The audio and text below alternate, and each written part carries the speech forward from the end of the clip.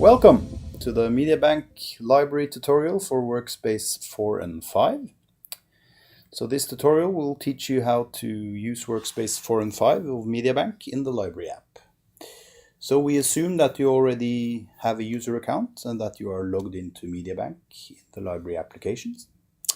And if not, please see the section of how to log in. We also assume that you're familiar with basic functionality of the library, so that you know how to search and are able to navigate freely through Workspace 1 to 3. If not, please see the tutorial on searches and library Workspace 1 to 3.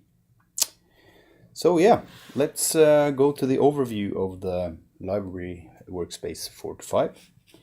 So I will just find some clips that I want to watch in Workspace 4. So I simply select either from Workspace 1 or 2, one of the assets, and I click Workspace 4. So the main difference between Workspace 4 and 5 is that you have a wider view, a bigger player, and more space to work with your events. And your search result is basically at the bottom instead of to the left. And that's the only difference. So all the functionality is the same in Workspace 4 and 5. So why do we have Workspace 4 and 5? It is where you find the in-file events. So it's called the event view, Workspace 4, and Workspace 5 is called events wide. So what are these events? So these events are either coming from an official statistics provider, so action inside the sport or the clip that you are viewing has been logged by someone. So these events are representing a point in time in this file that refers to something. So in this case it is curling, so the participants are throwing their stones and things are being marked with they're hitting the home, they're clinking, they are making a guard throw, whatever it is. So the events are basically timestamps inside the media file, so that it makes it easy for you to navigate and find the action inside the file. So that's the concept of the events, is that both for the searching and for the navigation is that you're navigating inside one or several video clips. So we'll come back to that later. So a quick overview of these tabs in this section. So your tag list from top to bottom is what all the events that are logged for this video file that we are viewing. So you can see you have selected one clip, and these are all the events that are logged for this clip. And it is the same that you see in this event timeline. It's just a different representation. It's a timeline view. So we'll also come back to some functionality there later on. The information tab, for some type of events, we also get additional statistics and lineup for and start list, etc. So if we have that information, it's simply a read-only section for that here. Cliplist is where we can build lists that we can store in MediaBank so that you can use them later for publishing and exporting clips and making new clips, etc. And then the search events, which is very important. This is where you can search for events inside video clips. So there's a big difference between search events, which is over here. So you simply click here, and you will get all the events without any criteria right now. And the asset search, which is searching through all your files or assets within MediaBank, which you handle over here. So keep that in mind. This side you're searching events inside clips, and this side you're searching for clips themselves. You can view the events for a clip both in a list view and in the timeline. So this can be shown or hidden simply by clicking this button here. And if several logs for an asset exist, it will show up here. So you will have more than the official, and you can choose to switch these visual on and off by ticking the box right here. In the list view, they will appear as another tab here.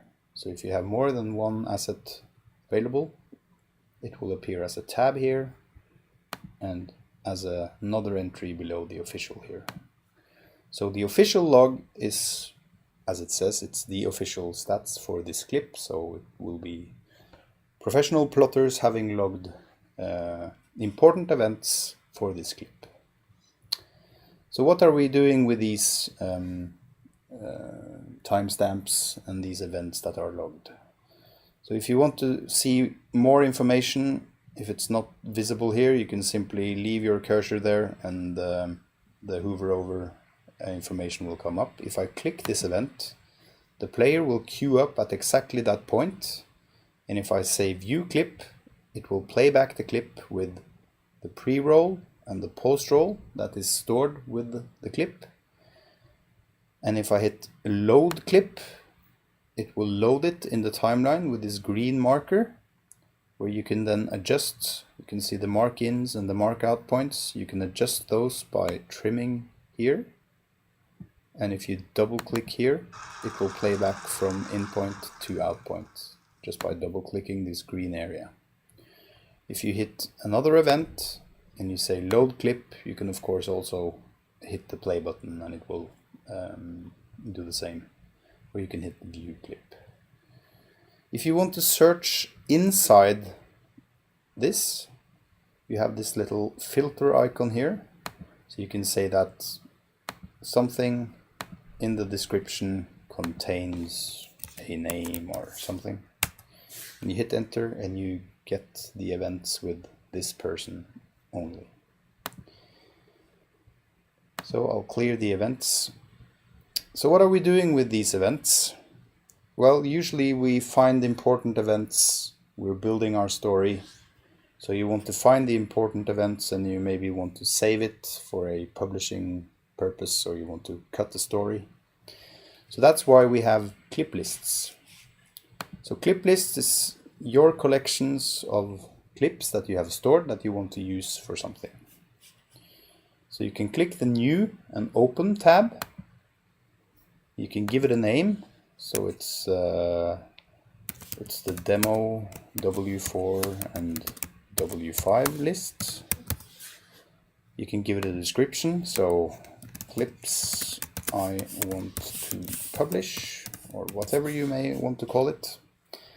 And as you have seen in other places of MediaBank, you can choose to make this list private just for yourself. You can make it available for one or several groups. You just simply then click here and select your groups. Or you can make it public, which means public in the sense that everybody that can see this clip will have access to this clip list.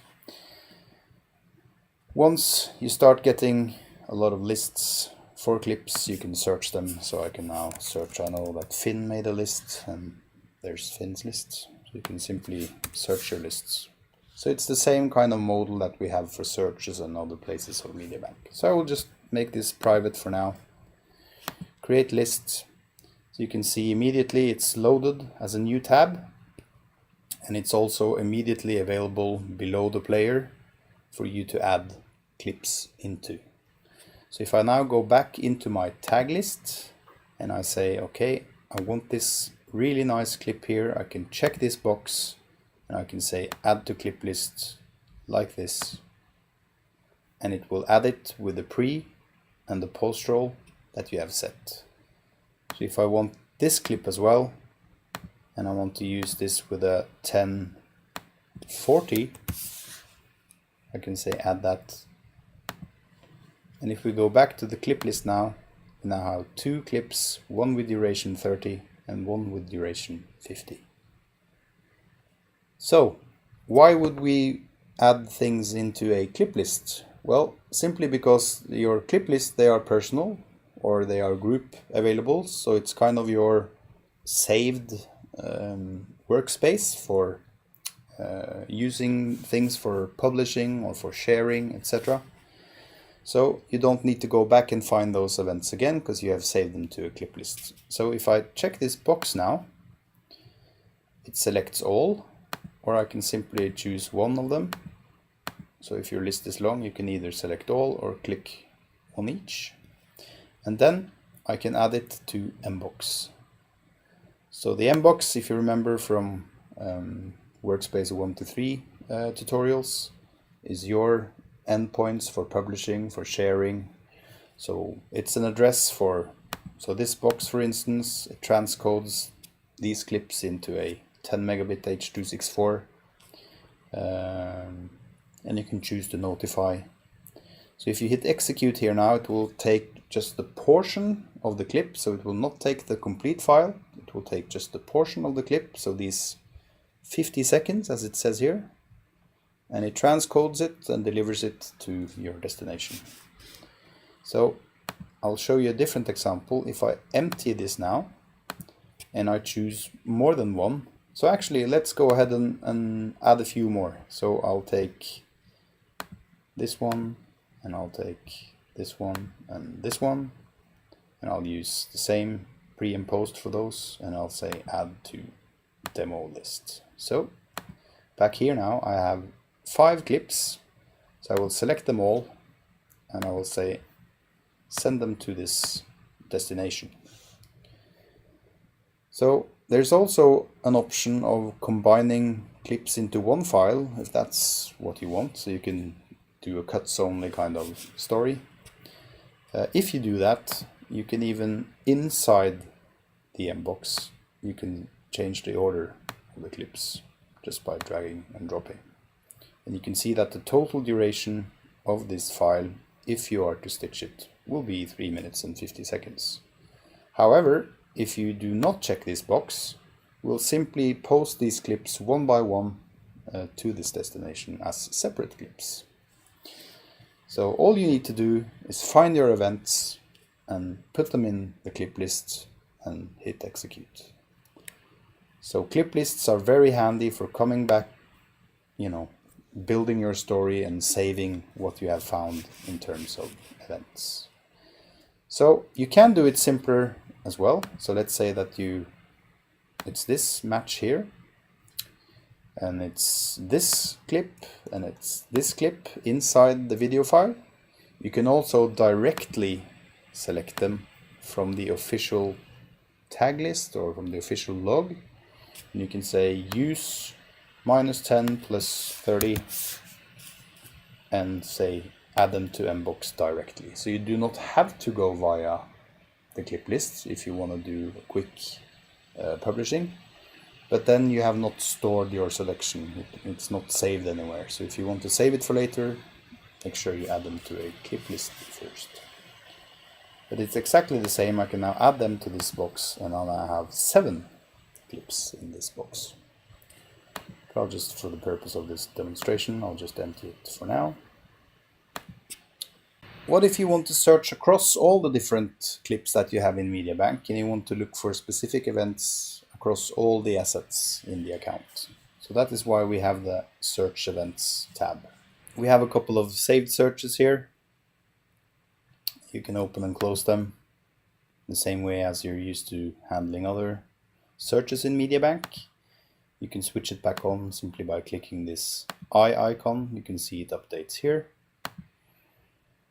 So your search results, once you start searching, will appear here in the search results. And event search filters is where you can configure your search. In addition to that, you can of course free text search for events as well. So let's say that you want to find goal across all different types of events. You can see that we get the result of 18 goals or shots on goals or blocked shots or whatever, just by typing goal. I can erase that and simply hit search without any criteria. But what you probably want to do is to use the event search filters. So here you can say you want something to match all criteria or match any. I'll use all. So I'll say that the main type I'm after is sport events, and I hit this plus button. And then the subtype of events is that I want to have hockey. And then for the event type, I'm actually only after the goals themselves. And then I can say show results. And then for more visibility in this UI, I will just close this tab. Now you can see we have the 8 goals of the 2 hockey matches that I have access to, like this, available. And even better, I can save this search. So I can say this is goals, hockey, Olympics. And I can make it again private, visible for group, and public in the same way as, you know, in MediaBank. So if I save this search now, it immediately appears here. And this is what I have selected because this is the search I'm now in. So if I want to search for something else, you simply move to this tab to the far right, which is new, reset, and your whole search is reset. It's now showing everything, and you can start searching again. If I want to go back to the goals, I can simply click here, can close this, and here are my 8 goals. And the beauty of these event searches, same way as your asset searches, is that they are dynamic. So let's say that I'm coming back to this search tomorrow and 4 more goals has occurred in 3 more matches. The search will be updated with the new goals, so I don't need to make that search again. So I made now curling guards search, a goals hockey search, and also for the bronze match. So you can see how this is very powerful. So I can now select all of these. Again, I can add them to the mbox. Some of them don't have pre and post roll data, which is fine. So I will simply use whatever it says in the pre and post here. So the difference between that, let me just quickly cover that, is if you do not check this box, we will use whatever is stored once the event tag was made. Because part of what the loggers do is that they mark when something happened in time, and they select a pre-roll and a post-roll. So we will use whatever is stored on the event, or you can override it by checking this box, and you can set the same in a multi-select for all of them. So that is what this message was saying. Some of them didn't have a pre and a post-roll. We will use these values. So that's what it was referring to. So I will choose this box. And again, I can choose to combine them into one file or not.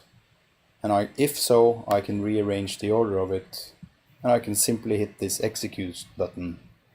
And I now have a highlights package of all the goals for the hockey delivered to my S3 bucket in a 10 megabits. And off it goes. So it's very simple and very powerful to search across all the assets and find what you're after. And of course you can combine the event search filter with the free text, and you can save that. So if I now add something, maybe you want to add the name of the player, for instance. I only want the goal by Teemu. I can simply write Teemu. And we have the 2 goals of Teemu, and I can save that as my search. So you can, do like a player profile case or whatever it is that you need to do, and save that as your search. So I guess that concludes the demonstration of Workspace 4 and 5 of the library app in MediaBank.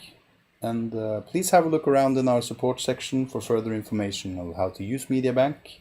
And thank you for watching, and we wish you the best of luck for the Olympics. Thank you.